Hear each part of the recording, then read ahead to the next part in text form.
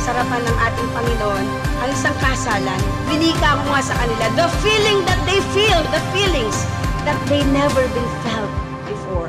You calm the raging sea, I will not move.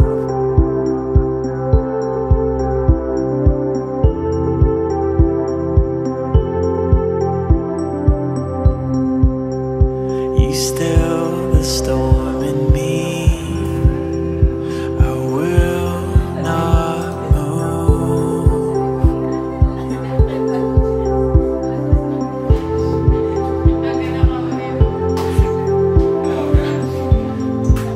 Surely love and kindness will find me here when everything is Tinatanggap kita, Bless, upang aking maging asawa at pinapangako ko sa harap ng Diyos at ng lahat ng mga naritong saksi na ako'y iyong magiging mapagmahal at tapat na kabiyak ng puso. And after all is torn apart, you carry me.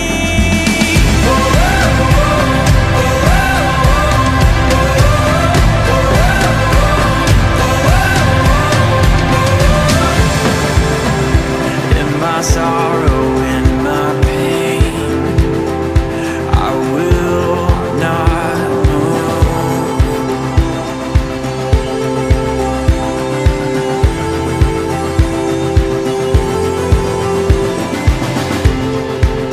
Through the shadows of my shame, I will not move.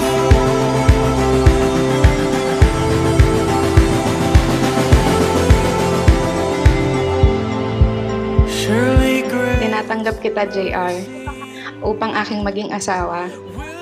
Ipinapangako ko sa harap ng Diyos at sa lahat ng naririto na ako'y magiging mapagmahal at tapat na asawa sa kasaganahan at pangangailangan, sa kagalakan at kalungkutan, sa karamdaman at kalusugan, habang tayo nabubuhay.